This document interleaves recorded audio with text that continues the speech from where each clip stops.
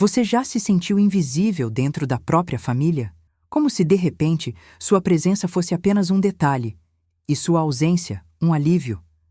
Aos 78 anos, depois de uma vida inteira dedicada aos outros, eu descobri o que significa ser deixada de lado por quem mais deveria me acolher. E tudo começou com um telefonema frio. Cancelamos o jantar, mãe. Mas o que me esperava naquela noite foi mais do que solidão. Foi a revelação dolorosa de uma mentira e o despertar de uma força que eu nem sabia que ainda tinha. Essa história é sobre traição, sim, mas também é sobre dignidade, sobre recomeçar, sobre olhar no espelho e decidir finalmente se escolher. E se eu te dissesse que, às vezes, a maior virada da vida não acontece aos 20 ou 30, mas depois dos 70? É quando o mundo fica mais silencioso e a verdade fala mais alto. Quando tudo o que era aceito por hábito começa a incomodar. Foi nesse silêncio que eu ouvi meu coração pedir socorro e decidi que não ia mais ignorar. A verdade é que a gente só se dá conta do próprio valor quando ele é posto à prova. E às vezes é no abandono que nasce a libertação. Eu achava que não sobreviveria sozinha, mas foi sozinha que eu descobri quem eu realmente era. Foi ali, no esquecimento, que encontrei a chance de me lembrar de mim mesma. É estranho como o silêncio pode ser tão revelador. Quando ninguém te procura, você finalmente aprende a se encontrar. Na ausência de abraços, descobri o peso do meu próprio colo. E, curiosamente, ali, na dor mais crua, brotou a semente da minha cura. Era hora de parar de sobreviver e começar a viver. Depois que o Antônio se foi, a casa ficou grande e silenciosa demais. As visitas dos filhos, que antes eram frequentes, viraram chamadas rápidas, sempre com algum pedido embutido. Eu sorria, dizia, claro, meu filho, mas por dentro sentia que estava me tornando irrelevante. A viuvez escancarou uma verdade. Eu era útil, mas não querida. Aos poucos, fui deixando de existir na rotina deles. Feriados passavam em branco, aniversários viravam mensagens por obrigação. O pior não era estar só. Era perceber que meu valor se resumia ao que eu podia oferecer. De mãe amorosa a uma espécie de caixa eletrônica emocional. Comecei a perceber que só me procuravam quando algo faltava. Um favor, um dinheiro, um quebra-galho. Nunca uma pergunta sincera sobre como eu estava, e quanto mais eu me doava, mais era ignorada. Fui murchando, sem que ninguém notasse. Até as coisas simples mudaram. Parei de cuidar do jardim, de fazer as comidas preferidas. O que era alegria virou hábito sem sentido. E aí veio o sentimento mais cruel da terceira idade. O de que você se tornou um peso, e não parte da família. O mais cruel do abandono é que ele nem sempre vem com portas batidas. Às vezes, vem em forma de silêncio, na ausência de um convite, no esquecimento de uma data. É assim que a gente percebe que virou uma presença descartável. E o que mais doeu foi aceitar que eu mesma tinha permitido isso por anos, em nome do ser uma boa mãe. Poucos dias antes do meu aniversário, meu filho me ligou dizendo que o jantar seria cancelado, sem explicação, sem convite alternativo. Só um "depois a gente vê". Engoli seco, como sempre. Fingi que entendi. Mas algo dentro de mim sabia que tinha algo errado. Na noite do tal jantar cancelado, minha vizinha comentou casualmente. Vi sua família indo para o Riverbend, todos arrumadinhos. Senti um arrepio. O restaurante preferido do meu marido, no dia do meu aniversário. E sem mim? Não quis tirar conclusões, mas comecei a ligar os pontos. A roupa nova da nora, o silêncio dos netos, o tom estranho da ligação. Tudo apontava para uma verdade que eu tentava não enxergar. Mas a verdade não se esconde por muito tempo. Liguei para o restaurante, fingindo interesse em reservar uma mesa. A atendente foi simpática e soltou. Já temos um grupo grande da família Silva hoje. Pronto, a mentira se confirmou ali, com uma frase simples. E a dor veio forte, como soco no estômago. Vesti meu melhor casaco, respirei fundo e fui. Cheguei ao restaurante com o coração acelerado. Vi os carros deles estacionados. Era real. E mesmo com as mãos trêmulas, entrei decidida. A recepcionista nem hesitou. Me levou direto até a mesa reservada. Eles estavam lá, meu filho, a nora, os netos, a prima de fora, todos rindo, celebrando. Quando me viram, o riso morreu. Um silêncio desconfortável tomou conta. E eu, ali de pé, com a pergunta que não precisava ser dita. O jantar foi cancelado, não é? Meu filho tentou disfarçar. A nora desviou o olhar. Um dos netos corou de vergonha. E eu fiquei firme. Não chorei, não gritei. Só olhei. E naquele olhar estava tudo o que palavras não dariam conta de dizer. Eles sabiam. E sabiam que eu sabia. Saí do restaurante sem fazer cena, mas algo dentro de mim se partiu e se reconstruiu ao mesmo tempo. Pela primeira vez, entendi que não precisava mais me dobrar para ser aceita. Se não havia lugar à mesa, eu criaria minha própria mesa. O que mais me marcou naquele jantar não foi o bolo, nem os rostos surpresos. Foi o olhar do meu neto mais velho. Ele me viu, não como uma velha inconveniente, mas como alguém injustiçada.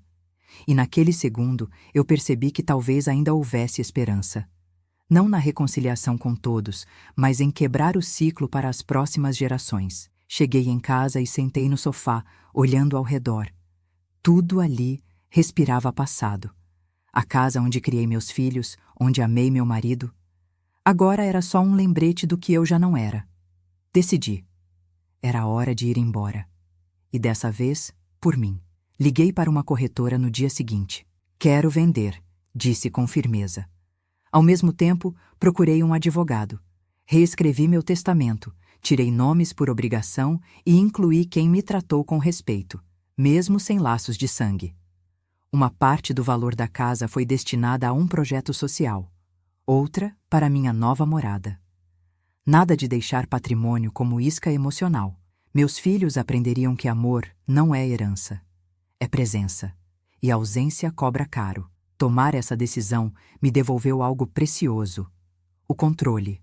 Pela primeira vez, as escolhas eram só minhas, sem chantagem, sem culpa, sem medo. E isso, para quem passou a vida agradando os outros, é uma revolução silenciosa, mas poderosa. Mudei para um apartamento pequeno, mas cheio de vida. A varanda dava para uma praça com risos de crianças, sons que eu já não ouvia há anos. Levei comigo apenas o essencial: meus livros, algumas fotos e a liberdade recém-conquistada. Descobri a biblioteca pública do bairro e fui lá só por curiosidade. Saí de lá com uma função: organizar livros infantis. Logo virei voluntária. As crianças me ouviam com atenção, pediam mais histórias. Ali, entre prateleiras e vozes pequenas, senti que ainda era necessária. Conheci pessoas incríveis. Um senhor que escrevia poesias, uma moça que cuidava dos avós, gente comum, mas com uma humanidade que me curou aos poucos. Ninguém queria nada de mim, além da minha companhia. Isso foi novo e precioso. Voltei a sorrir sem esforço. Comecei a me cuidar, ler mais, até indicar livros como O Pequeno Príncipe para uma criança tímida, que depois me trouxe um desenho como agradecimento. Na simplicidade, encontrei o que a grandiosidade da família nunca me deu: carinho genuíno. Propus à biblioteca a criação de um cantinho especial, uma ala infantil em homenagem ao Antônio. Ele sempre acreditou no poder dos livros. Assim nasceu o Espaço Antônio de Leitura, com almofadas coloridas, tapetes e livros novinhos para encantar. Não fiz para aparecer.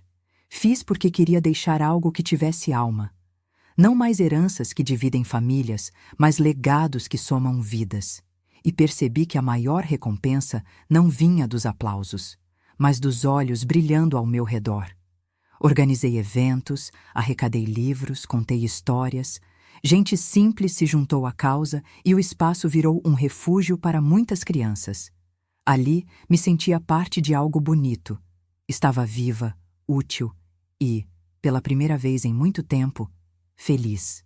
Meus filhos souberam do projeto e ligaram, meio surpresos. Perguntaram por que não os avisei. Respondi com calma: porque dessa vez não fiz para vocês, fiz por mim e pelo que ainda acredito. Foi a conversa mais leve que já tivemos. Aprendi que amor que só vem quando é conveniente não é amor, é estratégia. Por muito tempo, aceitei pouco, achando que era muito. Mas chega uma hora em que a dignidade grita mais alto que o medo de ficar sozinha. Hoje, não mendigo atenção. Não aceito migalhas.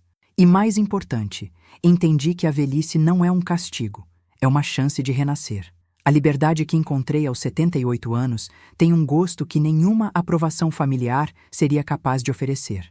Meu filho tenta se justificar até hoje.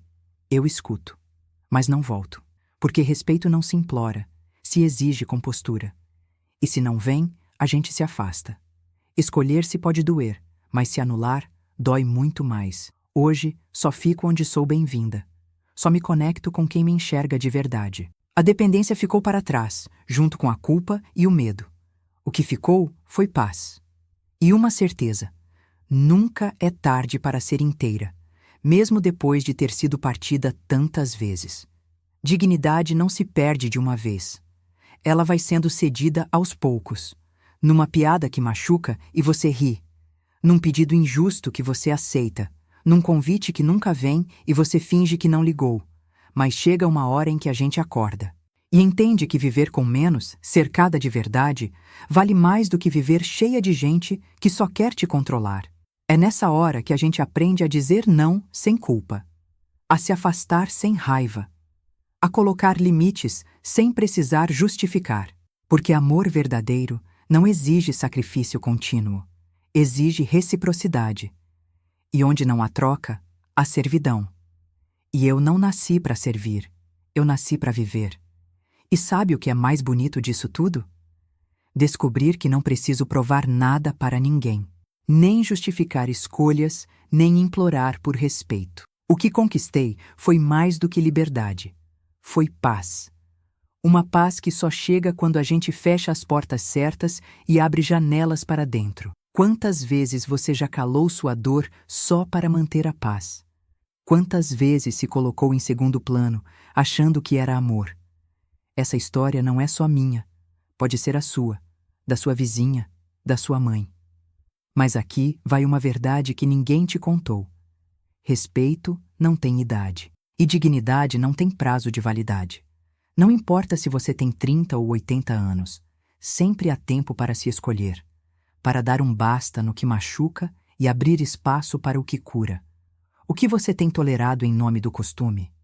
Será que você não merece mais do que apenas existir nos cantos da vida dos outros? Se essa história mexeu com você, se trouxe lembranças ou coragem, então não deixe isso passar.